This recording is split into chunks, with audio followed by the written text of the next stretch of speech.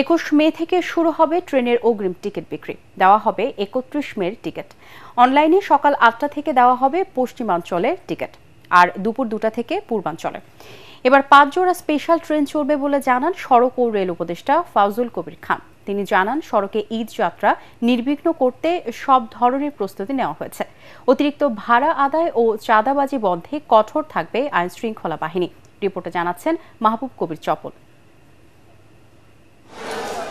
অন্তর্বর্তী সরকারের প্রথম ঈদ যাত্রা ছিল স্বস্তিদায়ক। ঢাকা ছাড়েন প্রায় 1.5 কোটি মানুষ। এবার ঈদেও 10 দিন ছুটি ঘোষণা করেছে সরকার। ঈদ উপলক্ষে ট্রেনের অগ্রিম টিকিট বিক্রি শুরু হবে 21 মে থেকে। দেয়া হবে 31 মের টিকিট।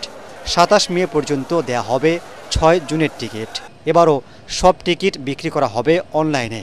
সকাল 8টা থেকে পশ্চিমাঞ্চলের আর দুপুর 2টা থেকে পূর্বাঞ্চলের টিকিট বিক্রি করা হবে।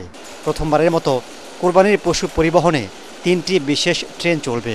রেলের জন্য 44টা কোচ অতিরিক্ত যুক্ত হবে, 5 জোড়া স্পেশাল ট্রেন চলবে এবং শুধুমাত্র কোরবানির পশু পরিবহনের জন্য 3টা ক্যাটেল স্পেশাল ট্রেন চালু হবে এবং এই ভিজিলেন্স টিম এবং মোবাইল কোর্ট অব্যাহত থাকবে। সড়কপথে ঈদযাত্রা নির্বিঘ্ন করতে সংশ্লিষ্টদের নির্দেশ দেন উপদেষ্টা।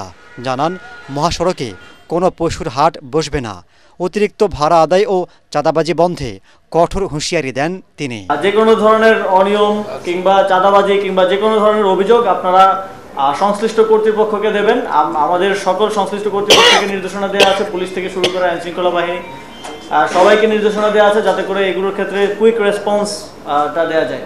নৌপথে বৈশাখী ঝড় মাথায় রেখে ঈদযাত্রা নিরাপদ করতে সব ধরনের ব্যবস্থা নেওয়া হয়েছে বলে জানান উপদেষ্টা। মাহবুব কবির চপল, ATN বাংলা, ঢাকা।